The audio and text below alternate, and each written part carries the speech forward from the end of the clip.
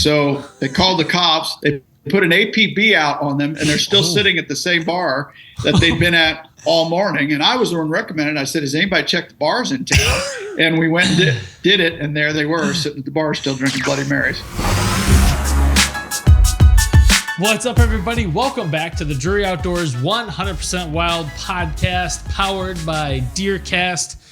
I'm Tim Chelsvik. I'm Matt Drury. We got a full house today. We got a couple Zoom guests. We do. Zooming on in, we've got Mr. Mark Drury. Hey, guys. How's it going? It's going, man. Can't wait to hear what you got going. It's been a while since we've had you on, so it'll be a good summer touch base here. Absolutely. And then from Nutrien AG, we have Skeeter Rutkowski. What's up, Skeeter? Hey, not a lot. How's it going today, guys? It's going. I appreciate you jumping on with us. So we're going to dive into, a little bit about the farming side of it.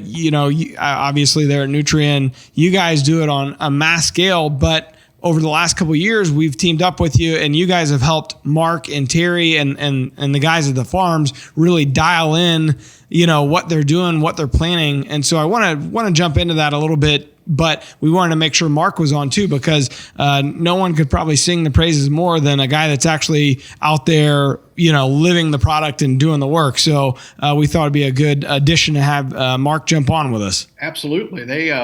They've changed our world in Iowa and Missouri, and I know they're changing Terry's over there around his farm as well. These guys are, just light years ahead of us, and they're supposed to be, right? I mean, they're in the industry. Nutrien's one of the world leaders in agriculture, and we're lucky to have them to be outdoorsmen like Skeeter and helping us. So let's talk about that, kind of the interface between the big boys of farming, Nutrien, and then how that interfaces with kind of a small time farmers, the deer hunters. And Skeeter, you might want to weigh in on that. Yeah, I mean, the whole concept of what we do is the same, whether we're doing, 2 or 3 acre small plots or we're looking at quarter and half sections. The idea on how the crop grows and everything all follows the same principles. So it's just a matter of putting that into perspective and using those things to create, whether you're after grain or you're after something to hunt.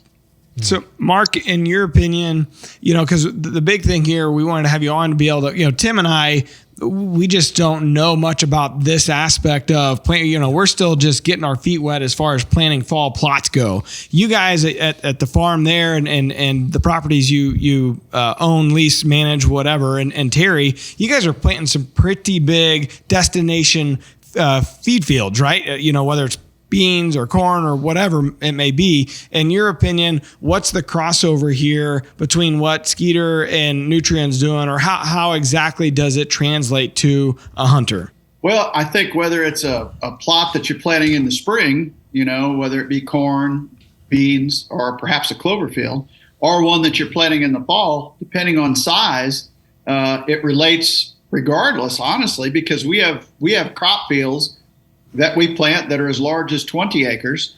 And we've got some crop fields that are as small as 1.5 acres. And it's really the small ones that lead to the challenges that we face in terms of browse pressure. So how do you get that crop to come up and actually benefit you in the fall when you're limited on space or perhaps limited on resources?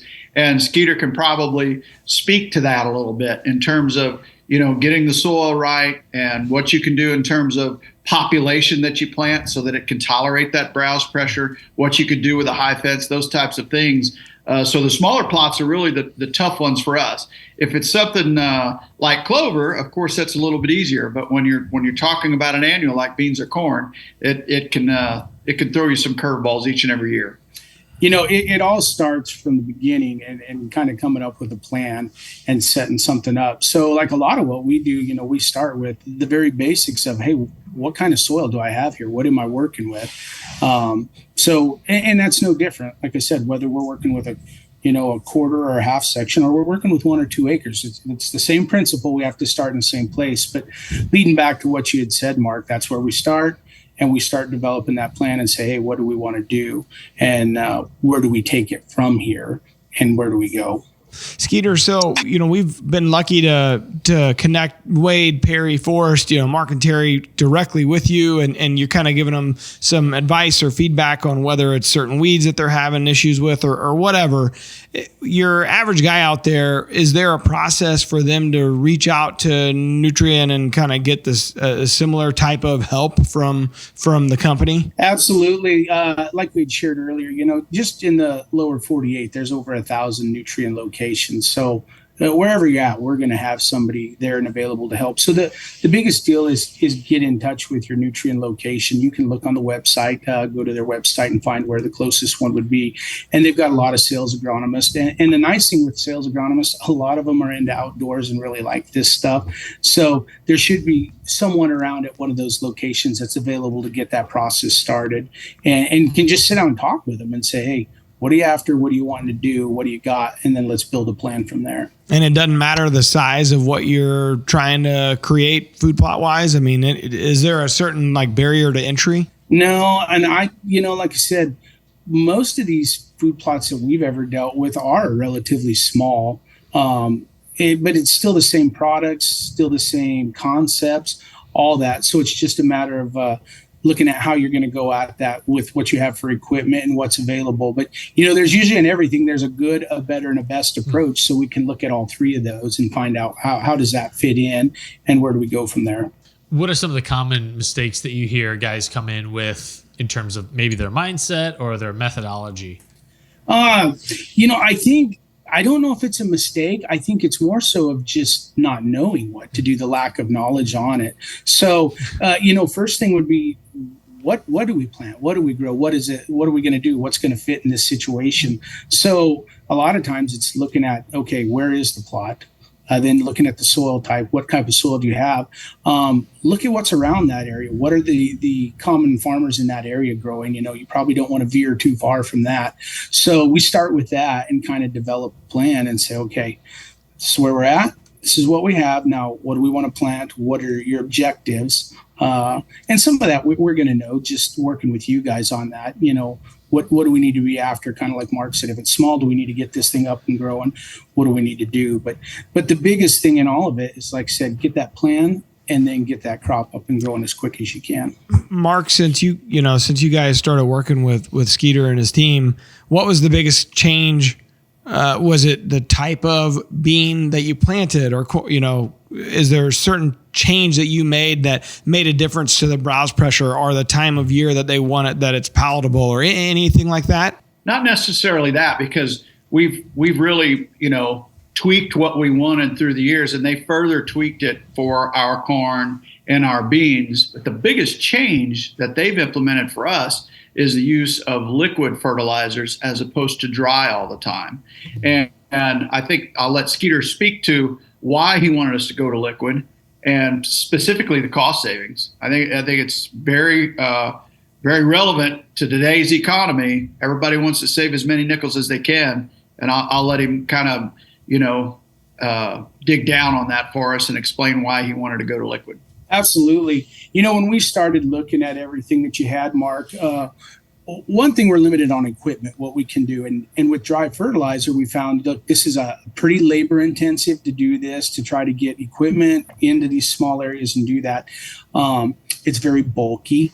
And like I said, just hard to use. But then when we look at a liquid system, there's numerous ways we can do that. I mean, we're going to have the guys that are putting plots in that actually have a corn planter, a row crop planter that's 4 or 6 row. But then you also got the guys that say, hey, I don't have that, but I'm just spreading seed over the top. But in any of those situations, that liquid deal works good. So in your case, we were able to work with the planter. We were able to go ahead and plumb that up to where we were banding fertilizer on. So the efficiency of that fertilizer goes way up because we're placing it right there with the plant. Now, when you look at that, you say, well, that's great. Mark has a planter and a tractor. He can do all this. But, hey, I've got a 4-wheeler and a sprayer. What can I do? Well, there's options out there. If you've got a 15, 30-gallon tank on the back of a 4-wheeler, there's liquid options out there that you can use where you do the same concept of banding and concentrate them nutrients in one spot. And again, that crop will pick that up quicker. Less of it gets tied up when your soil pHs are out of range. And in all, it just leads to a better crop that grows faster. Skeeter, when you say banding, what do you mean? So typically what most guys are used to when we use dry fertilizers, we have a spreader that'll just kind of fling it out there. And you've got fertilizer prills spread all over everywhere, fairly even. When we band it, we're taking that in a liquid system and we're just streaming it on top of the soil. Like if we're using row crop, we're doing it right next to the corn rows. It's plumbed into the planter to do that.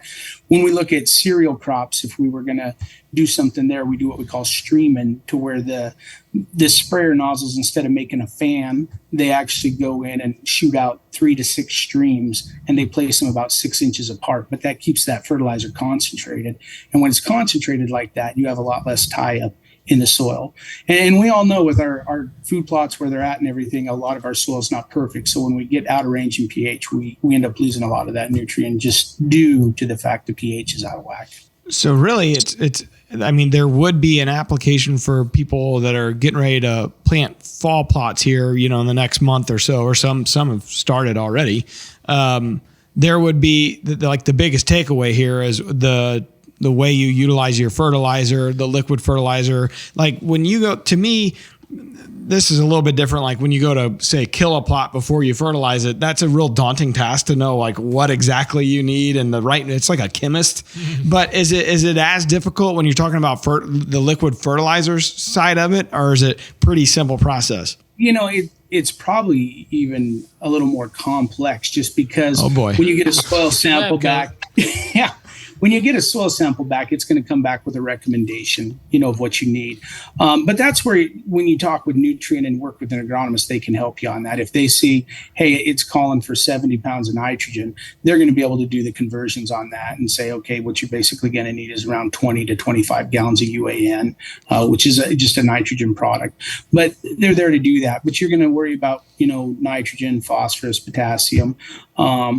And then before you do any of that, you'll probably start looking at pHs and look at using lime, which may need to be done with dry product. That's usually the best way to do it. But if that's not available, that's when you look at the banding, what we were talking about, to help combat that. Tim, did you get all that? Yeah. Yeah, I took notes in my brain. Yeah. So Mark, is there anything there that, for your average guy out there planting a little 1/4 acre plot or, half acre or something, any takeaways that you have specific to this element of it? Well, I think part of what he's talking about there is the importance of pH, and everything starts with that basis or that foundation within your food plot. So it's probably the least interesting thing to do. Everybody says, go do a soil test. I don't think a lot of guys do it, right? But you should do that ahead of planting, so you really find out where your baseline is and then adjust it. And at the end of the day, whether that deer walks through there and eats, or whether he visits that food plot or not, might start with that foundation of pH. If you've got plants that aren't being consumed and they're getting tall and just no usage on your food plot, it could be something as simple as pH, and that's relatively simple to heal or to fix. Mm-hmm. So it really starts with that basis. And I'll let Skeeter speak to that in terms of what pH really needs to trigger you. Like, I've got to do something here. If your pH is down below, call it 6 or 5, 7, somewhere in that range, you probably need a little help, especially if it's in the low 5s or high 4s. And I'll let Skeeter take it from there. Yeah, absolutely. So the reason we worry about pH is because nutrients themselves in the soil become less available when it gets out of range. So if I was going to pick an optimum range, what would perfect be for soil pH to where we could look at getting all 16 of the essential nutrients? I would say that's going to range somewhere between a 6.2 and a 6.8, depending on what nutrients you're working with. But many times, especially like for me, as I move east to come visit you guys, you run into very low pHs. You may be down in the high 4s, mid 5s. And so when that happens, you start getting nutrient tie up. So all that means is there's chemical reactions going on in the soil that are tying that fertilizer up to where the plant can't take it up. So the way we fix that is by fixing the pH first. If we can get that more balanced to that 6.2 to 6.8, we're able to do that. And like you said, Mark, probably the first thing to do is look at doing like a Pel Lime application. We're doing some now. We sent him all of our results, and he helped us achieve those results in terms of the soil samples. And now he let us know how many pounds of pelletized lime per acre on each plot. And that goes for clover fields and our green fields that we're doing this fall. So that in and of itself will help us in overall palatability. We're using pelletized lime because it's a quicker fix. Long term, the fix needs to be an ag lime application, But a quick fix is pelletized lime. Some of our plots are getting, I think, 300 pounds to the acre or 200, and others are going to get 600 pounds to the acre because our pH is just, it's too low, and it's going to have an adverse effect as he described. And ultimately it comes down to palatability and how much usage you're going to have. Mark, how many plots are you talking there when you guys, set this up and send out the soil samples? Like, is there some sort of spreadsheet the guys have that keeps track of it all? Yeah. What do we test? Maybe 30, 40 fields, something like, probably 40 fields, I would guess, total. Some of them are ag fields, for our destination feed fields. A lot of them are little clover fields, little hidey hoes and whatnot. So they might only be a half acre, but you still want to do a soil test. And you want to gather that soil from a variety of different places within the field so that you're not just taking it from one area, so you get an overall average for the field. I've wondered about palatability, and for folks that are listening, maybe don't understand like what we're talking about when we say palatability. It's just really the taste, the taste of whatever it is growing to the animal. And I've wondered if the soil is too acidic, pH is too low. Do you think that the beans or whatever it is the clover ends up tasting more bitter? Like, do we know what that taste is like? Gives for the deer acid reflux. It gives them GERD. I don't know. Do you guys know? Yeah, I wasn't asking you really. For sure. Well, I think the biggest thing I would say, I don't know, like taste, how that would affect it. But I do know when that pH is out of whack, it's going to set up the chemical makeup inside that plant is different. If it's deficient in a nutrient, it's probably going to lead to whether it's palatability. If it's deficient in this, it's going to keep that off balance and it's not going to be as healthy. So it sounds like maybe this fall, Wade Skeeter, and Perry need to go out there and taste grab a handful of clover, salad. chaw on it, and you know what? This does taste a little a little bitter, like Napoleon Dynamite in the milk tasting contest. I don't know if you recall the first year we did the biologic challenge, Matt, but they would take the plants and do that chew test 1, 2, 3 to see how they tasted to themselves, whether it was bitter or palatable or sweet. So yes, it definitely affects palatability and it affects usage. So you want your pH in that optimum range, 6.2 to 6.8. Find me out there with like a sugar shaker on my clover plots. I think that'd be baiting, Tim. Yeah, probably right. I wouldn't go that route. Tim got busted with a sugar shaker. Well, it's fascinating stuff for, I think, the guys that like anything, the guys that geek out on it can probably go to the degree that you guys, Mark and Skeeter know, but then the guys like us, it's not too daunting that we can also, like you said, start with a soil sample, send it in, and then talk to an agronomist, somewhere. I'm sure you got a locator right on the website and just kind of start getting their thoughts. But boy, we're up against it. It's the beginning of August here. I would say if you're going to do it, you better start getting the soil samples because that is a little bit of a process too, just sending it in, getting the results. I know plantbiologic.com, they have a way to send it in and get results pretty quick, but I'm sure there's a billion other places you could do it as well. Yeah, absolutely. And like you said, that's where it all starts. Get started with that soil test. There'll be recommendations on it of what to do. And I think once you have those recommendations, they're broke down into nutrients. And that's where it'd come in to help with using Nutrien to where they could break that down and put that together as a system, something that would work for you. So then on that liquid fertilizer, how do you then get the product itself? Are you guys actually, is the consumer purchasing it from you and you guys ship it out, or you send them to a local MFA or something? I guess I don't understand that aspect of it then. Yeah, I think what I would look at is once they come up with a recommendation and they know what they have as far as equipment to apply it and how to work with it, then they can make sure they recommend the right product that would work. And most of those will be able to be found in a 2.5 gallon jug. So on a small use, you may not be able to use a commercial UAN, but they'll have something that's in a 2.5 gallon jug that'll work the same to where you can apply that to the soil. So those are all available. Basically, then you can put it in the sprayer in the back of the side-by-side, and anybody that can get access to that, can go do this. Absolutely. Yep. Nutrien's so big and so good at what they do. Skeeter, if you had to pick a few of the products, particular foliars, in other words, something that a hunter would spray on a clover field, to help it, or a brassica field or their fall plot after it's up. So post-emerge, what are some of the products that Nutrien would have that you think would really help a food plot guy, get the most out of his food plot this fall? Yeah, I think a lot of these, when we're dealing with grass crops like, say, corn and wheat, one of the first ones I would look at would be a product called Maximum Impact, which will supply some nitrogen and some amino acids to that plant. We know that we need nitrogen on grass crops, like to get them going, to get that dark green color, the chlorophyll, making all that work. That's what we'd start with. There's going to be some other products then that are going to kind of be a fit for all. Another one would be called Nutrien Complete 3D, and it's going to have a full package of a lot of the micronutrients that are out there. One thing we run into a lot of times too has nothing to do with nutrients themselves. It's just plain old stress. And that's where a product like Terramar comes in, which is derived from kelp.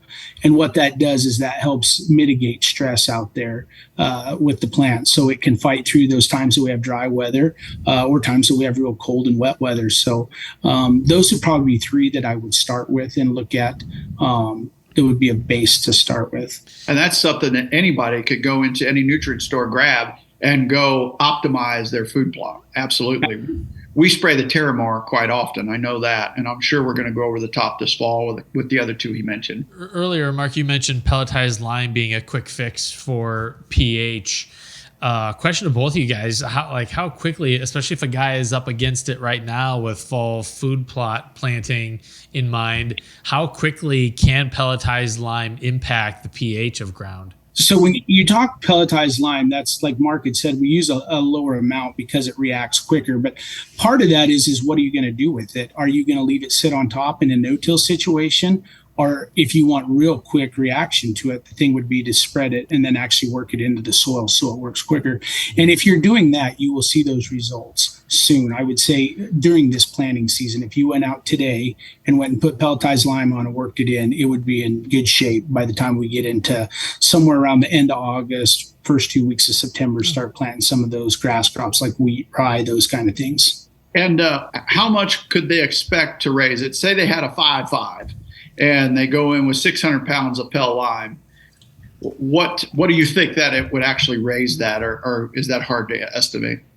A lot of that's hard to estimate, but it will show up on your soil test when they look at buffer pH, and they'll be able to tell you that. But the good thing is that comes back with a recommendation to tell you, hey, to get this into working order, you need to put 300 pounds, you need to put 600 pounds. One common figure with Pel lime is, if you want to compare it to ag lime for a quick reaction, basically 200 pounds of Pel lime would do what 1 ton of ag lime would do. Now, is it going to be a long-term fix? No, it's going to be just a year to year. Yeah, exactly.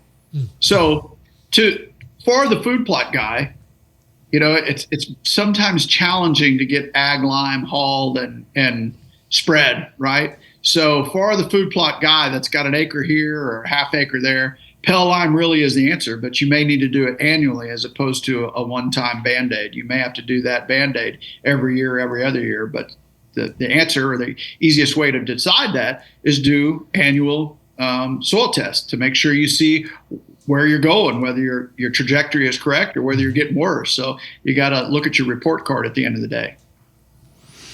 It's really interesting, Mark. Like you said, it's so important. Yet the total cost for one soil sample is probably $20-25. The initial cost really isn't that much to do. It's literally, but you'll save that easily just in doing it correctly. Well, that's what I was thinking. Like, wouldn't you, if you didn't get the soil sample, I kind of feel like guys probably just say, all right, I'm just going to put X amount of bags of, pelletized lime on the plot. Like, you're not really dialing it in. You're just it's a blind shot in the dark of what you're doing, right? So that's your point, is like, that's where you save the money, knowing exactly how much you got to use. Well, absolutely. And then you can run into problems, because if you don't pull a soil test and you go spread lime on a field that may have a 7.2 or a 7.5 pH, all you've done is made that problem worse then. So, just because you hear from the neighbors, hey, we had to lime this field or we lime everything, you get closer to a creek bottom or something, you may find out that, hey, I don't have a problem with acidity. I'm actually basic soil here. So we need to avoid that. And Mark, I know I can speak for that on your farms because we looked at all the samples we got back, and you have a pH range from the low 5s all the way up to the mid 7s out there. Huh. Yeah. So you just never know. And I guess some of that's the difference of like hill ground and rockier terrain maybe, or, is that kind of where you start seeing some of the lower pH issues? Or no, it'd be the opposite. I think that for you guys back east, we see just your parent material and how long it's been around. The amount of crops that have been grown on it or just plant life been on it is just slowly acidified that. And it's just naturally acidic. Now, for us, where we're at, a lot of times as we get closer to the river bottoms and that stuff, we have lighter soil, and then we tend to get higher soil pHs. But by no means is that a guarantee that that's what it's going to be. The only true answer for that is to actually go out and pull a soil test. Now, so we've talked about bringing pH up. What happens if you are in the mid 7s and you want to get it into that optimum range of below 7 or below 6.8? That's interesting because for me, where I live, that's what we have. We don't have the option to use lime to fix that. So this goes back to kind of some of what we were talking earlier. We were forced to start banning fertilizer because there is really no good fix to bring it down. So the fix is, hey, concentrate your fertilizer in a band to where it doesn't all get tied up. So, for instance, I don't know if you saw any of the deer season 24s where they were planting the corn. We're shooting fertilizer straight into the rows, and that's what he means by banding, is getting it right to the source. So we did that with all of our cornfields this year, and man, I mean, the corn was up and green and growing, and it gives you a jump start too. You get out of the ground a lot quicker. That's what I noticed. Then you got a ton of rain too on top of it. I'm sure the crops are looking pretty good this year so far. They are, but believe it or not, all that rain can also be problematic depending on when it occurs. And this occurred right after germination. So then you start getting a leaching of the nutrients that we put on with the banding. And you also get roots that don't have to, go down quite as far. And I felt like it stressed our corn early on. And because of that, our corn looks good, but it doesn't look great.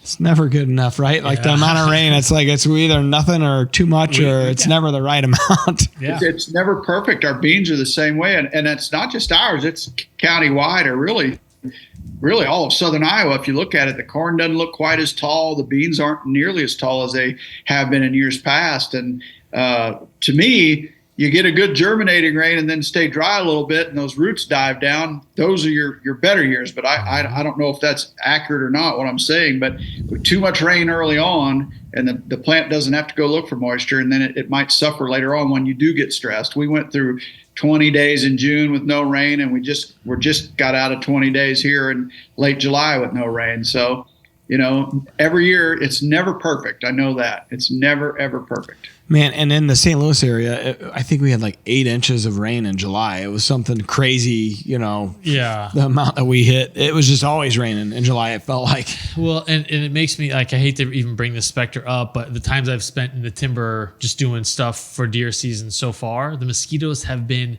terrible. Like the worst that I've, in the 15 years I've hunted some of these pieces of ground, I've never seen mosquitoes this bad, which makes me worry about midges come late August into September, just how much habitat there's been for them. And then by extension, EHD. Mm-hmm. The worst EHD outbreaks I've seen have been wet springs followed by dry falls, because more puddles, more moisture, more midges hatch. So, and we've had that. We've had a very wet spring and a fairly wet summer.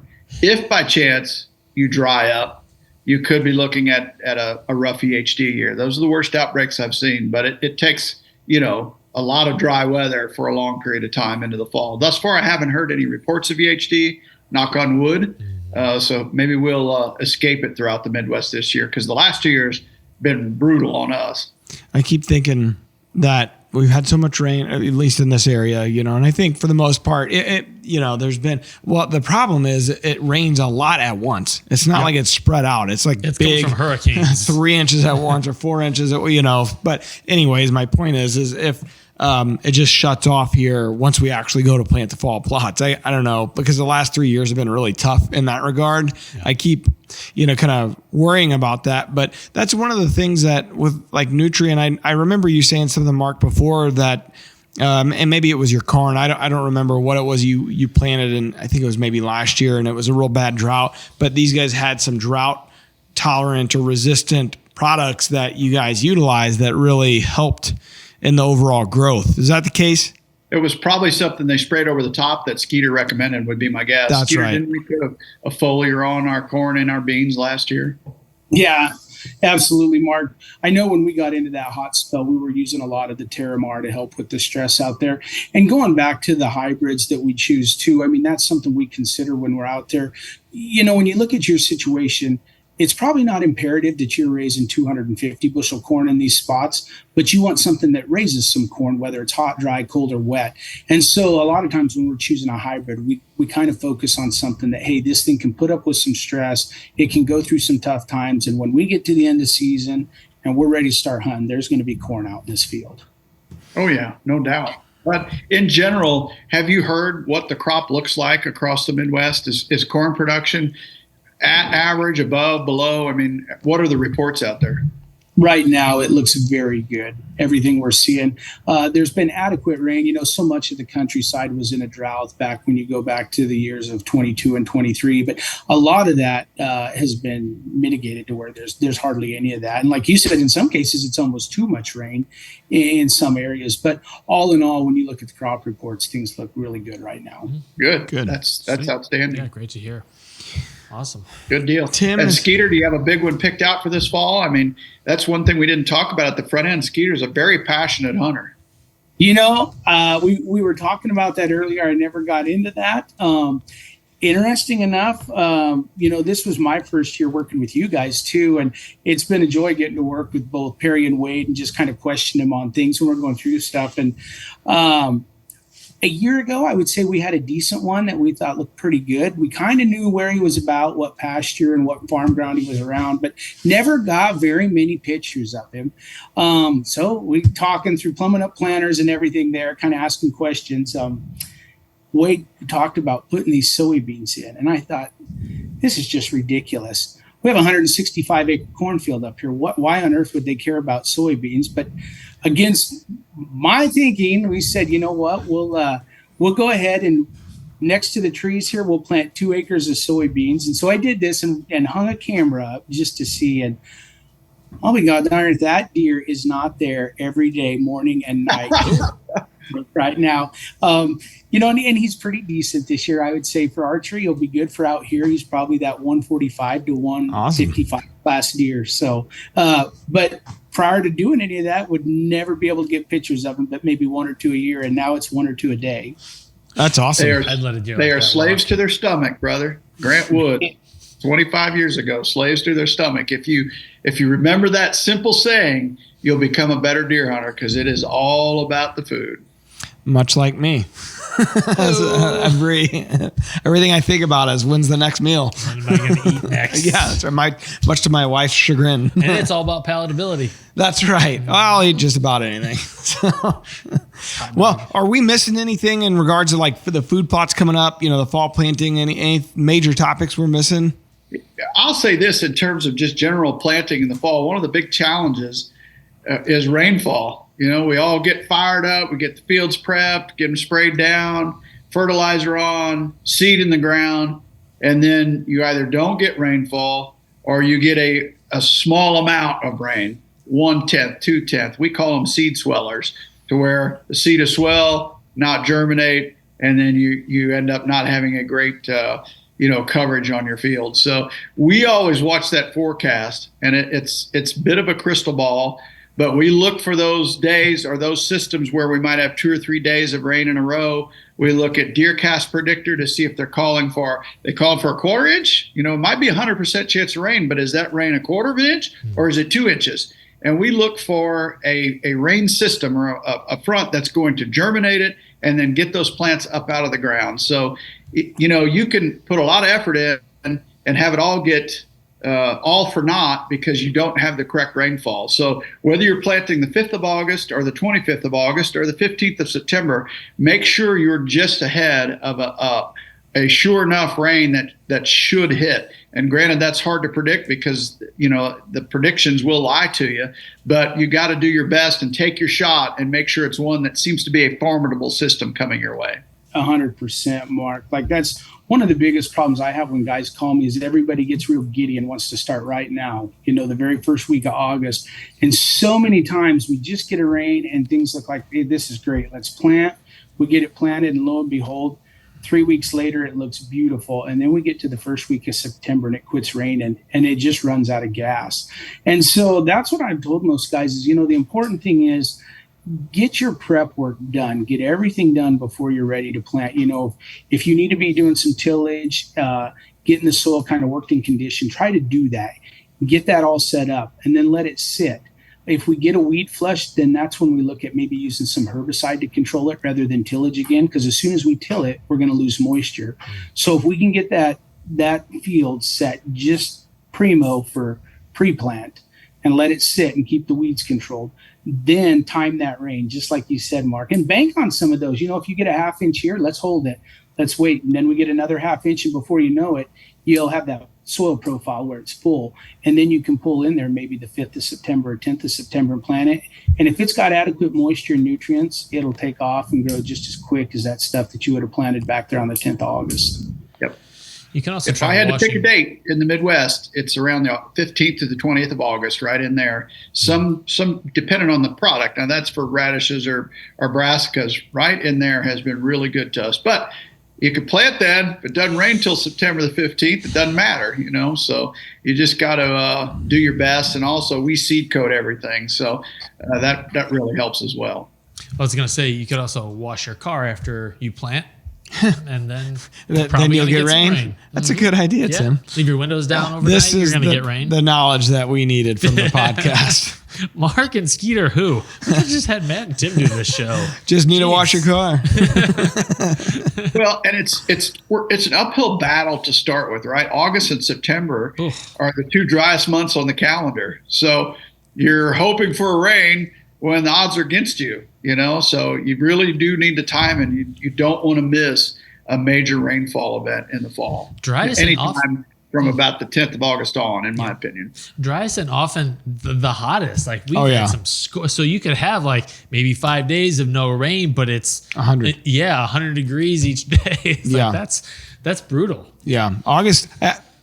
The last 3 years, anyways, even if you catch the rain, like timing it out, like we're talking about, a good rain, and it does germinate and it starts to sprout, and then all of a sudden, boom, it gets hit with 2-3 weeks of 100 degrees or whatever, even a week or two, and it's just toast. It's like, all right, guess I'm replanting. These are the two footballs that Lucy holds for the Charlie Browns of the world. The velvet bucks that you think you've got patterned right before season starts, and then the food plot that you want to get planted as early as possible for the fall, and then you get hit with a drought. Yeah. Now, say you got to replant. Mark, you guys have done this a lot. What's your go-to when you replant? Say it's late, you're in late September or mid to late September, and you have to replant. What's your go-to green plot? For us, it's winter grass, so it's some sort of cereal grain. Triticale, rye, oats, wheat, some mixture thereof. They're quick to germinate. Deer love them, and never forget, young and green and growing is much more palatable than a mature plant. A mature plant across a food plot might look better, particularly with cereal grains. It might look better, but that doesn't necessarily mean they're going to eat them. So I always try to plant a little bit later with any cereal grain-based mix. I would agree, Mark. One thing I would say on that, if you are running late and you're running up against time, you had mentioned oats. Oats are really quick out of the ground. The only downfall to them is once it gets a hard freeze, they're going to be done. But if you need something that comes up quick, last minute deal, I would definitely look at putting oats in that mix with, like you said, rye or triticale or wheat. Yep. It seems like the last few years, it's also been late until we got the first frost or until you got a really good hard frost, right? It seems like it's getting later or it has been later. So you might get a little bit more length. Guess it's a gamble you'd have to take. That would be the year that it would. Of course. But the last few is if it's in any indication, you'd be pretty safe pretty long through the deer season. Yeah. Feels like you'd be able to get up through close to the end of October in some respects, that last week or so, right? Yes, Yeah. typically in Iowa we're mid-October, and I would say you guys would probably be a little bit later than that. I know Wilford Brimley was a big advocate for oats. And diabetes. I don't think he was pro-diabetes, but I could be wrong. I don't know. You guys, Diabetes, or how do you say it? now you screwed me up. How did he say that? Mark, Skeeter, anybody know how Wilford Brimley? Diabetes. Diabetes. Yes. No, my only Wilford Brimley story, I used to always participate in the Missouri Invitational Celebrity Turkey Hunt down in Warsaw. Yeah. And Wilford was one of the guests one year. No way. Terry and I were both guiding. He showed up, went through the opening, introduction, all that stuff, and he got in his truck and drove home. He didn't like it, so he left the event. And they had booked him. What? He was supposed to be there for the weekend, and he just left. Wilford Brimley's a prima donna. That wasn't the same year that Dad got lost, was it? No, that was a different year. He and Ed Bruce, the songwriter, went out hunting that morning, and the turkeys didn't gobble very well. So about 8:00, they decided to go to the bar because Ed wanted to get it was a Bloody Mary he wanted. So they go to the bar. They missed the weigh-in time. They're still sitting at the bar. Everybody in town's freaking out because Terry and Ed Bruce are missing. So they called the cops. Tad's wife, Pat, God bless her soul, she's really upset because they can't find him. They put an APB out on them, and they're still sitting at the same bar that they'd been at all morning. And I was the one recommended. I said, has anybody checked the bars in town? And we went and did it, and there they were sitting at the bar still drinking Bloody Marys. Side note to this was the year that Mom and I came up. Oh, hey. So Where's guess what? Dad? We left. Mom was not too thrilled with Dad, I don't think. No, she was not That's happy. like the plot to Joe Diffie's Third Rock from the Sun. Yeah, it escalated quickly. Wow. It did. But they had an APB out on Terry Drury and Wilford and Ed Bruce. Ed Bruce, yeah. Jeez. Yeah. And I'm pretty sure they were 3 sheets to the wind by the time everybody caught up with them. They'd been there all day. They were indeed. Yeah. Oh, man. So there's the clip for the week. How many people did we lose right now talking about Wilford Brimley? None. This is where people really, I think they turn it up right here. Like, It's more Wilford Brimley talk. Shut up. That's right. Well, now that we're into the shenanigans, we always give the guests, Mark's been a part of this, so he knows, but Skeeter, we're going to give you a chance here. We start diving into like our show standards. We got a question of the day and wildlife word of the day and some shout outs. We always give our guests a chance to depart here. The smart ones usually do, but the ones that want to stick around for the reindeer games, they usually enjoy it. So, Skeeter, here's your chance. If you have something more pressing, you can leave, and no one will think ill towards you. Buckle Hang up. around here a little bit. All right, Tim. What do we got up first here? Mark's wondering why he didn't get that option. No, Mark, you're stuck. You stay, Mark. Mark. All right, let's jump into the question of the day. All right, so the question of the day is brought to you by Tenzing. Check out the full line of Tenzing day packs to meet all your preseason scouting needs. I will say, I've been shoving mine full of trail cameras and solar packs the last 2 weeks here, and they are handy to go out to the spots and get everything all prepped. I love and ready. that sling pack. It's like a shoulder pack. It doesn't have the same amount of capacity, but like if you're on a bike or something or moving and grooving through the woods, Sure. It's a little slimmer. Yeah, I had the new one from last year. I think it was a 1500. I forget what the name of it was, but I think I had 6 cell cameras in it, plus 3 solar packs, and it fit everything just fine. So Very short story. When I went out to SHOT Show this past January, I was in the airport and something around me smelled like piss. And it kept smelling like that everywhere I went, to the point where I realized, hey, did I pee my pants? that's coming from somewhere on me. Well, I had my Tenzing sling pack with me, and I forgot that I had deer urine for hitting scrapes Just throw it during away. deer season. I had it in the pouch, and I'd taken, but it leaked or something. How do you think people around you felt? Well, it's the airport, so it's Everybody there's smells like piss. A lot of different odors. I mean, wee wee's me. Think about the person that had to sit directly next to you. This guy smells like he's an estrus. What's up with that? Guy drunk and peed himself. That is Vegas. Right. All right, so the question this week's from DG Outdoors over in the Rack Pack. He says, from a distance, are there any distinguishing features to tell buck fawns from doe fawns? Just ask Alan Crook. Why? What's the point? The one time I took him deer hunting, he shot a buck fawn that was like just bigger than a small dog, and we couldn't tell. It was very, very young for that time of year. It happens. It sure did. So, Mark, what's your advice here? And I don't know why this person wants to know this, but that's the better question. Why they want to know? Maybe they are trying to harvest does. I would try to harvest a more mature one. But Mark, what are you saying here? A best way to tell a buck fawn from a doe fawn? From a distance, it's really, really challenging. I mean, really challenging. Like impossible. And the later in the fall that it gets, probably the more challenging it becomes, because they start to, get bigger and bigger, and they all start to look like a 1.5-year-old doe, and particularly when we're trying to do doe management there in December and January, the late seasons. If we don't see an adult doe with 2 little ones, like in other words, if we see a single doe walk out, we're very careful, because it's most likely a button buck, or it could be a button buck. But to his specific question, it's very challenging. You can look for, the blockier head, or perhaps a darker colored face and head. But in reality, without seeing, their body parts or those buttons, it's really challenging to make a difference between the two. You got to put glass on them and just find those buttons. And even then, I've seen doe fawns walk through with little tufts of hair right there. And you go, because you're scared to death. You don't want to shoot a button buck, right? So the best advice I would give is avoid shooting a button buck or a doe fawn, just because you run the risk at about 50% odds that you're going to shoot a button buck, because it is tough to discern between the two. Aaron Bennett and I, this is probably a decade or more ago, we were at Dad's for his annual, when he would have the Drury contracting guys in for their late season doe harvest.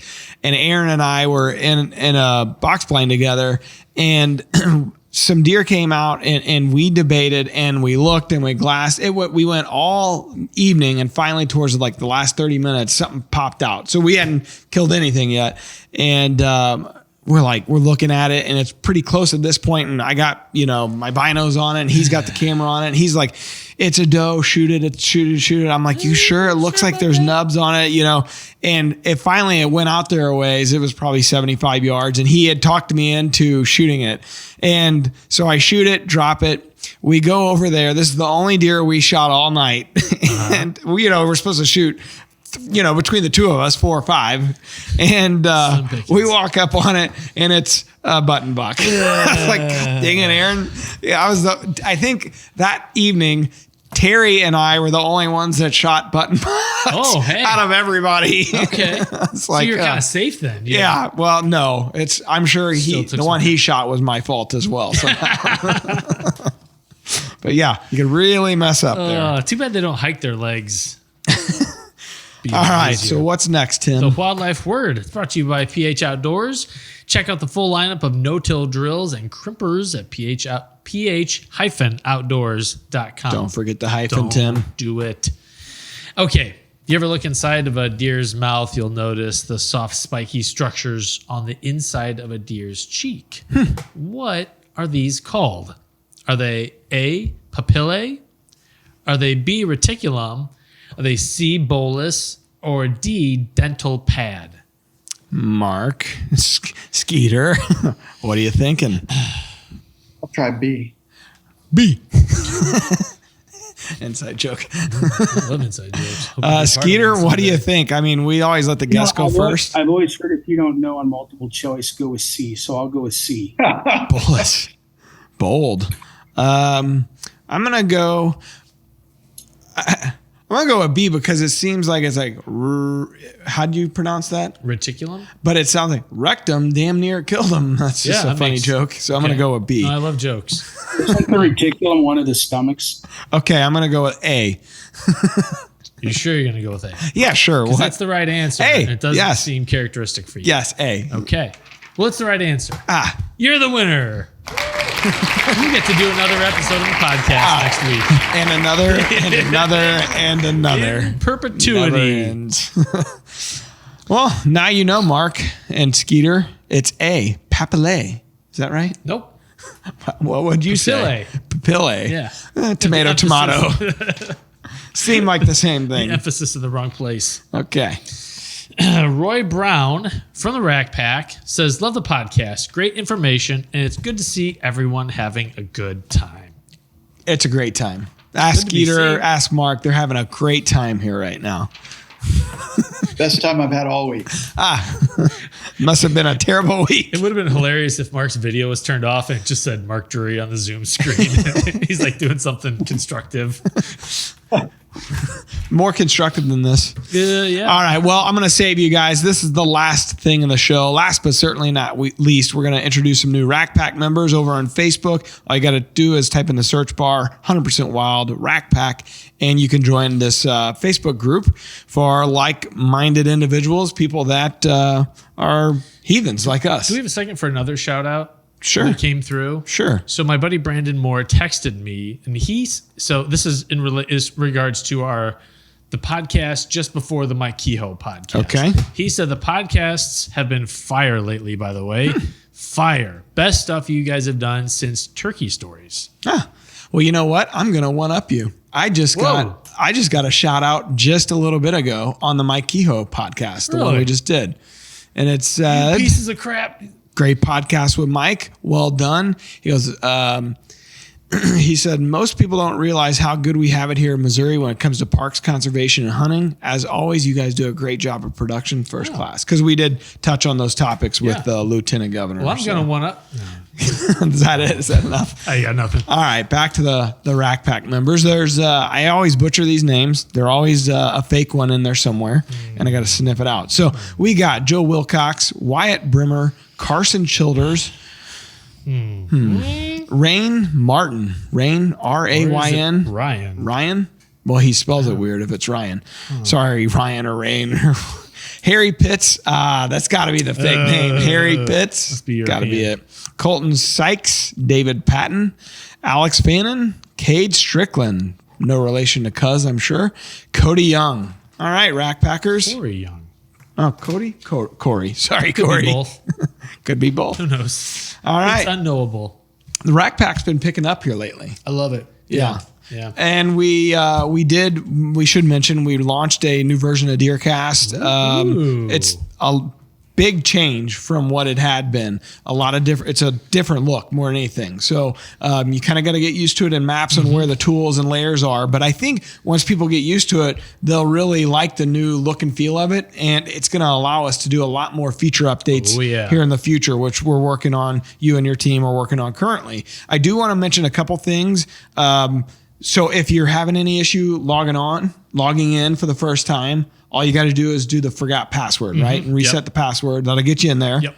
Another item just to mention, if your old rain gauges, rain stations are reading zeros for you, just a quick fix right now is putting a new rain station right next to it, and all the information you need is right there. So I wanted to mention those two things. We're working on it, but in the meantime, if you're having any issues, feel free to reach out. We've gotten some great feedback in the Rack Pack. Yeah, it's been a fun project, and I'm excited for you guys to unleash the new DeerCast on this season. Mark, what's so far in the short amount of time you've had a chance to look at it, what's your favorite feel or look or thing about the new version?